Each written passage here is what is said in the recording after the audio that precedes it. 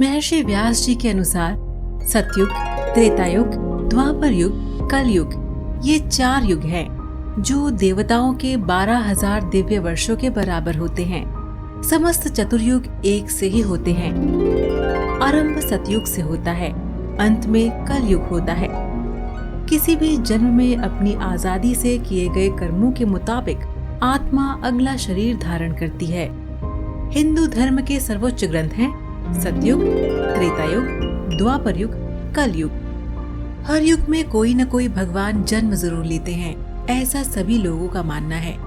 लेकिन क्या आप जानते हैं कि किस युग में इंसान कितने जन्म लेता है?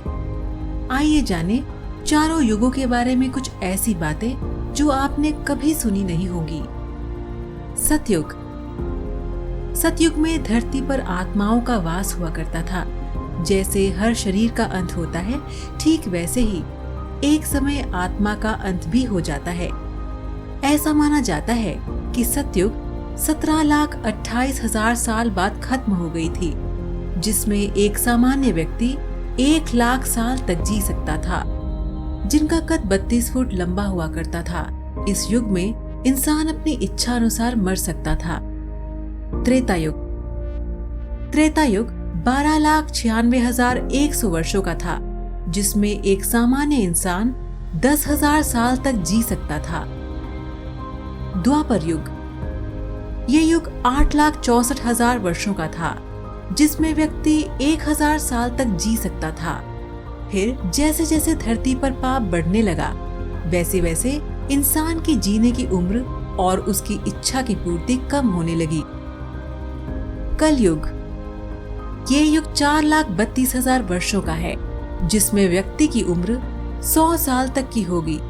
ऐसा माना जाता है कि कलयुग में एक आत्मा का जन्म 45 बार होता है।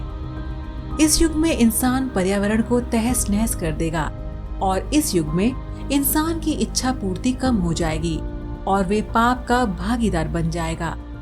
कलयुग के अंतिम काल में भगवान विष्णु का कल्कि अवतार होगा। ये अवतार विष्णु यश नामक ब्राह्मण के घर जन्म लेगा। भगवान कल्कि बहुत ऊंचे घोड़े पर चढ़कर अपनी विशाल तलवार से सभी अधमरियों का नाश करेंगे। भगवान कल्कि केवल 3 दिनों में पृथ्वी से समस्त अधर्मियों का नाश कर देंगे।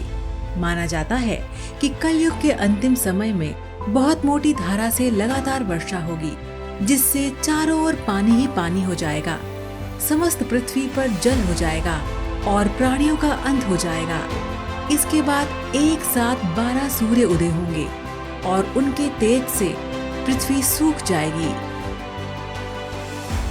तो दर्शकों, आज का सवाल आपके लिए ये है कि क्या आप बता सकते हैं कि कितने जन्मों के बाद मनुष्य योनि में जन्म मिलता है?